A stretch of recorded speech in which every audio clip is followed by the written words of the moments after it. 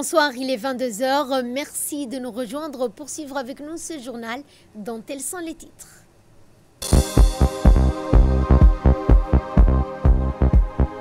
Célébration aujourd'hui donc au Palais du Peuple de la Journée mondiale de l'enfant qui s'est tenue sous les auspices du Premier ministre. Dans l'actualité également, il y a cette cérémonie officielle de remise des clés du matériel roulant.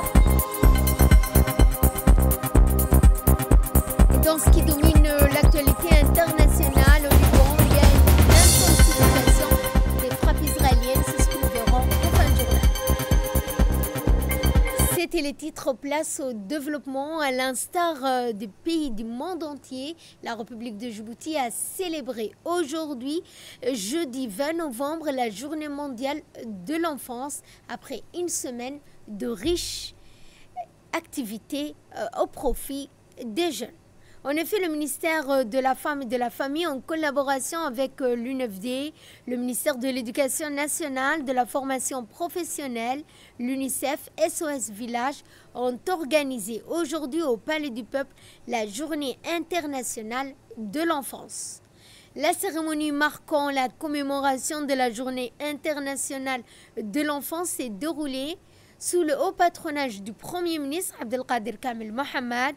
Cette cérémonie démontre l'importance qu'accorde notre pays au plus haut niveau à la question de l'enfance.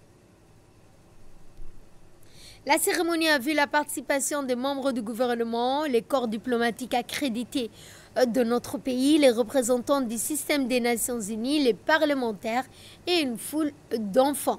Cet événement a clôturé une semaine d'activités qui ont eu pour but de faire prendre conscience de l'importance de préserver le droit de chaque enfant qui est un capital humain incontournable.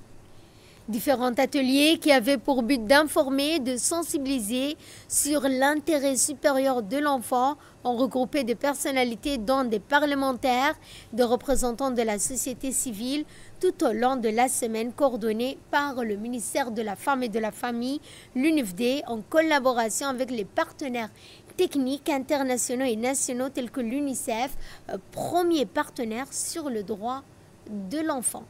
Et en entamant la série des interventions, nous vous proposons de suivre le discours de la représentante de l'UNICEF. Cette journée nous rappelle les progrès accomplis, mais aussi les défis persistants pour garantir que chaque enfant, sans distinction, puisse jouir pleinement de ses droits. Le thème de cette année, Mon jour, mes droits, place les enfants au centre de nos préoccupations. Il nous invite à reconnaître leur rôle, leur voix et leur capacité à contribuer à la société. C'est leur journée, mais surtout leurs droits. Il est de notre responsabilité de les protéger, de les écouter et de les promouvoir. À Djibouti, des avances importantes ont été réalisées et je félicite le gouvernement de Djibouti à ça. Le pays a renforcé l'accès à l'éducation, amélioré les services de la santé maternelle et infantile, développer les programmes de nutrition et renforcer le système de protection de l'enfance, ainsi que la coordination des actions au niveau local, régional et national. Et en prenant la parole à cette occasion, la ministre de la Femme et de la Famille, Mme Mouna Ousmane Aden, n'a pas manqué de rappeler l'importance que revêt cette journée. En ce 20 novembre 2025, nous célébrons la semaine dédiée à l'enfant avec un double devoir, souligner les progrès accomplis et tracer ensemble la voie audacieuse pour relever les défis qui se posent aux enfants djiboutiens. Ayant une pensée particulière pour les enfants se trouvant dans les pays en situation de conflit.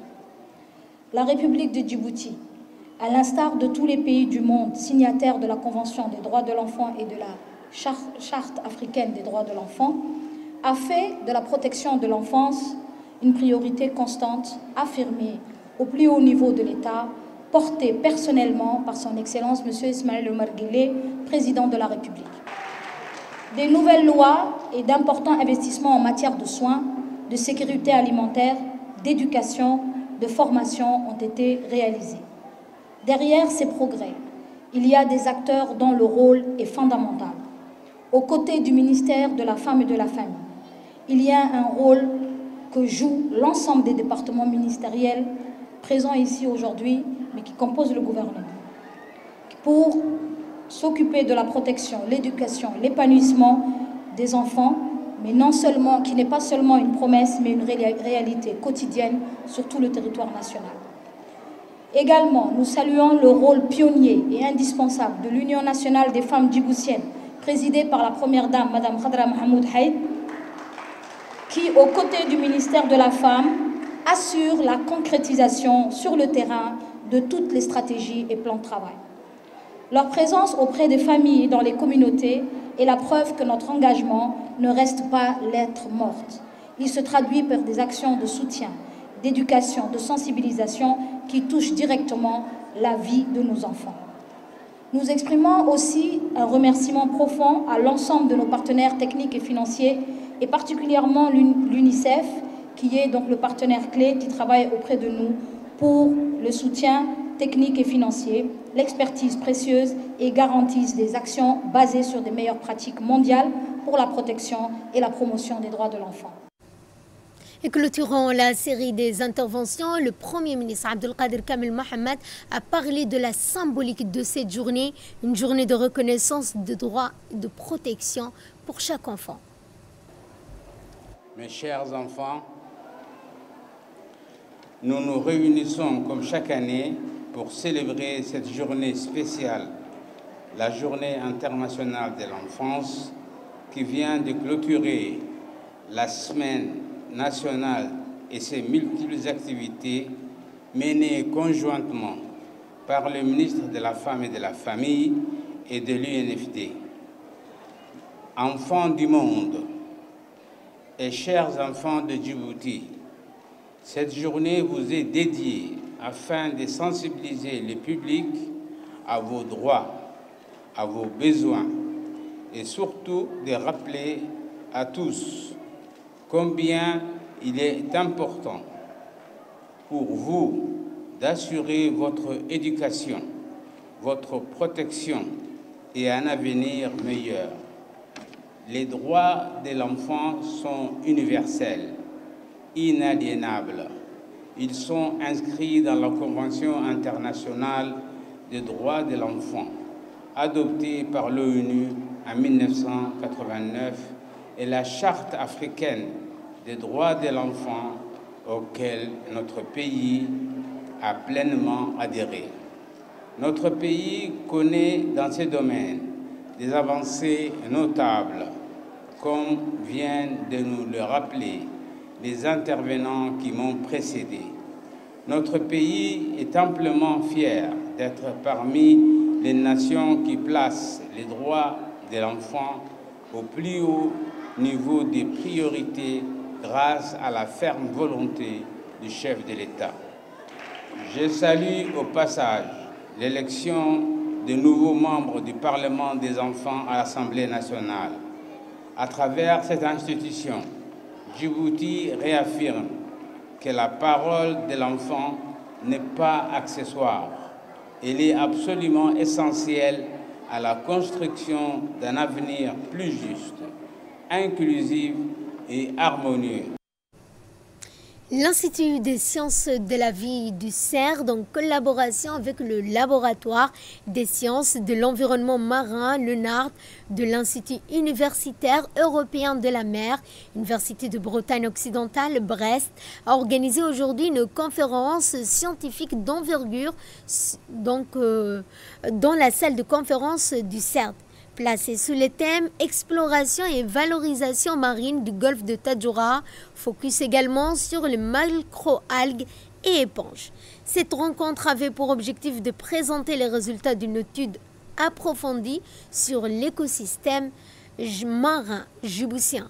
La cérémonie présidée par le ministre de l'Enseignement supérieur et de la Recherche, Dr Nabil Mohamed, en présence du directeur général du CERD, Dr Jalaluddin Mohamed, du directeur de l'Institut des sciences de la vie, Abdelrahman Daher, plusieurs scientifiques, chercheurs, étudiants de l'Université de Djibouti ont également pris part à cet événement.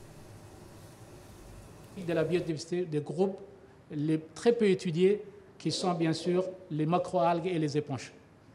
Donc ce matin, nous sommes réunis pour partager les résultats de la deuxième mission du projet JIVES, qui a pour mission bien sûr de compléter la mission de l'année dernière, de telle sorte bien sûr à disposer d'un inventaire complet de cette biodiversité marine, notamment les macroalgues et les éponges, surtout en complétant l'aspect saisonnier et de voir les espèces qui n'ont pas pu être observées à la saison chaude de l'année dernière et cette année par compléter par bien sûr un inventaire en saison fraîche. Le résultat escompté de ce projet, Monsieur le ministre, si vous permettez, c'est de disposer un inventaire géoréférencé de ces macroalgues et des éponges de Djibouti. Et tout ça sera enregistré dans une base de données qui sera consultable par l'ensemble de la communauté universitaire et chercheurs et l'ensemble, bien sûr, des cadres des ministères, des départements techniques. Cette base de données, bien sûr, aura une instance ouverte au niveau du CERD.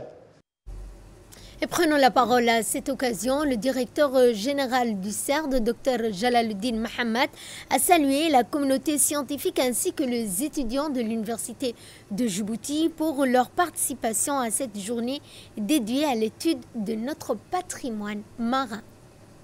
Caractéristiques physico-chimiques et la biodiversité, il joue pour nous en République du Djibouti vraiment un rôle essentiel du point de vue de la sécurité alimentaire et de la préservation des écosystèmes.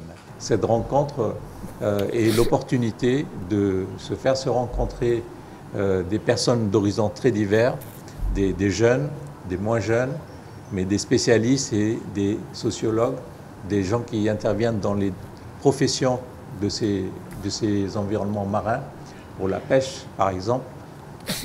On parle d'aquaculture depuis des années, mais on n'a pas encore franchi le pas véritablement, par exemple. Donc c'est un des enjeux essentiels qui va jouer certainement un aspect important dans le futur du développement de la recherche dans ce domaine pour s'assurer que ces techniques puissent être effectivement développées à Djibouti. De son côté, le ministre de l'Enseignement supérieur et de la Recherche, Dr Nabil Mohamed Ahmed, a remercié les chercheurs djiboutiens et leurs partenaires du laboratoire Lenard pour leur contribution essentielle à la connaissance, mais aussi à la préservation de l'écosystème marin, pilier fondamental du développement durable. Cet atelier répond ainsi, et vous l'avez déjà dit, mais je vais le mentionner pour insister. Il présente plusieurs ambitions. Explorer, inventorier, cartographier les macroalgues et les éponges afin d'évaluer leur diversité spécifique et leur application potentielle dans les domaines alimentaires, pharmaceutiques, cosmétiques et agronomiques. Renforcer la capacité scientifique, vous avez parlé de 3 docteurs, nous souhaitons en avoir beaucoup plus, nationale en taxonomie, biologie, marine et bioprospection. Promouvoir la recherche appliquée et l'innovation autour de ces ressources marines. Stimuler des synergies entre les institutions, non seulement de recherche, mais également toutes les institutions qui ont cette volonté de contribuer à la promotion de ces ressources. Et surtout, poser les bases d'une stratégie de valorisation durable, respectueuse des écosystèmes et créatrice d'opportunités économiques pour notre jeunesse. Je tiens à saluer l'engagement des scientifiques ici présents, chercheurs et techniciens. Vos contributions sont essentielles pour promouvoir la recherche marine et côtière au service du développement durable, tout en créant chez nos étudiants un intérêt pour ce domaine. Mesdames et messieurs, cet atelier marque une étape importante. Je souhaite qu'elle ne soit pas la dernière, dans notre volonté de mieux connaître, protéger, valoriser notre patrimoine naturel. Direction l'Inde, cette fois où le ministre de l'Énergie, Younis Ali Guedi, à la tête d'une importante délégation, a entamé à Mumbai, capitale financière de l'Inde, une mission de travail de plusieurs jours. La mission de travail du ministre de l'Énergie en Inde s'inscrit en effet dans un contexte marqué par la volonté partagée des autorités des 2 pays à développer et renforcer davantage leurs relations d'amitié et de coopération bilatérale dans tous les domaines économiques, commerciaux, énergétiques et miniers.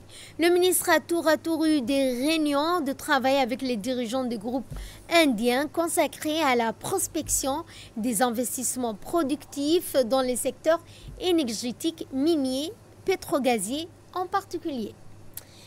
Je vous le disais dans les titres, une cérémonie officielle de remise des clés de matériel roulant du projet HDMI, Horn of Africa Digital Market Integration, s'est tenue ce matin en présence du ministre de la Communication chargé des postes et des télécommunications, du directeur général de la Poste de Djibouti, le secrétaire exécutif de l'IGAD. Cet événement marque le lancement opérationnel de ce projet structurant financé par la Banque africaine de développement et piloté par l'IGAD.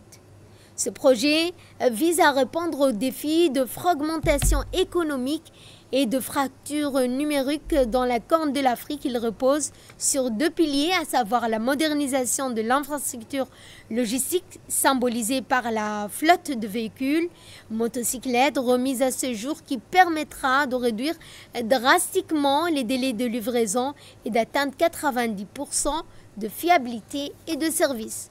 Autre point, le déploiement prochain d'une marketplace numérique régionale offrant l'accès à un marché intégré à plus de 300 millions de consommateurs. Et prenons la parole à cette occasion. Le directeur de la Poste, directeur général de la Poste, a indiqué que ce projet a pour objectif de moderniser la logistique et de créer une place de marché numérique régionale pour favoriser l'intégration économique et numérique de la Corne de l'Afrique. Je voudrais adresser mes remerciements respectueux à son Excellence le secrétaire exécutif de l'IGAD, dont la présence ce jour souligne l'importance institutionnelle du projet que nous portons aujourd'hui.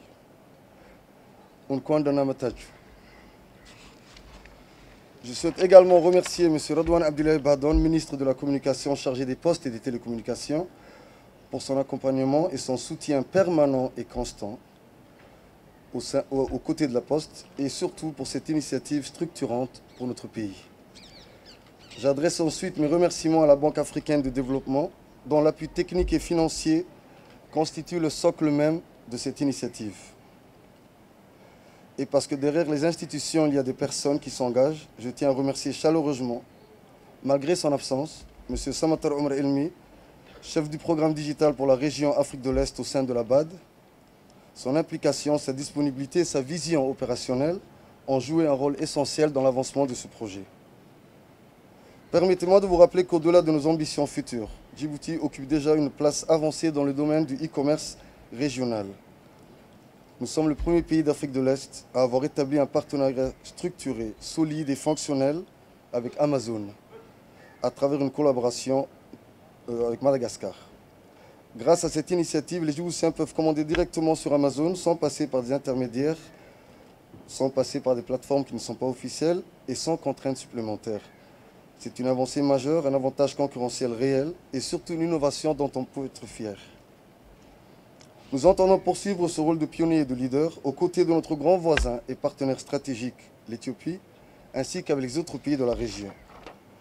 Ce projet illustre parfaitement la complémentarité entre nos institutions, avec la BAD qui structure et finance, l'IGAD qui coordonne et accompagne la vision régionale, le ministère de tutelle qui encadre et soutient, et la Poste de Djibouti qui met en œuvre et modernise ses services au bénéfice de tous.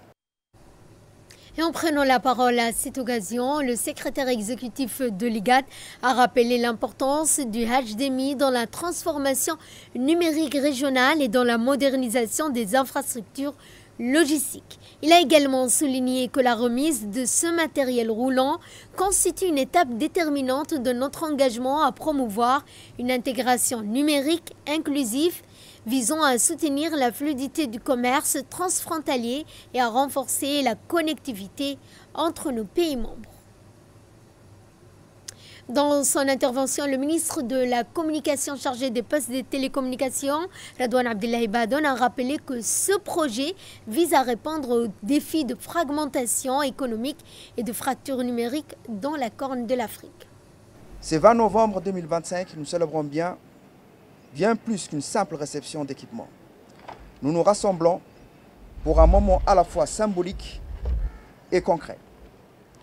La remise des clés du matériel roulant dédié au projet HDMI. Ces véhicules modernes et ces motocyclettes que nous recevons aujourd'hui sont bien plus que des simples machines. Ce sont les artères physiques d'une ambition numérique régionale. Ils incarnent la première pierre, ou devrais-je dire le premier kilomètre, d'une transformation profonde. Leur mission est claire, désenclaver, connecter et unifier. Ils sont les ambassadeurs mobiles de notre vision commune pour une Corne d'Afrique plus intégrée et prospère. Le projet HDMI, Horn of Africa Digital Market Integration, que nous lançons officiellement avec cet acte congrès, est financé par la Banque africaine de développement et piloté stratégiquement par l'IGAD. Il apporte une réponse directe et structurée aux défis de fragmentation économique, des fractures numériques qui entravent notre région. Ces projets reposent sur deux piliers complémentaires. Une infrastructure logistique modernisée, symbolisée par la flotte que nous réceptionnons aujourd'hui, qui nous permettra de réduire de 40% les délais de livraison et d'atteindre 95% de fiabilité des services. Une marketplace numérique régionale qui ouvrira l'accès à un marché de 300 millions de consommateurs permettant à nos artisans, commerçants et jeunes entrepreneurs de vendre dans toute la région. Mais une vision aussi grande soit-elle a besoin des bras pour se concrétiser. C'est pourquoi je veux souligner avec force le rôle pivot que jouera la Poste de Djibouti au-delà de son statut de récipiendaire de ces matériels. La Poste est l'opérateur clé chargé de l'exécution opérationnelle de ces projets. Et place cette fois à cette série de réactions.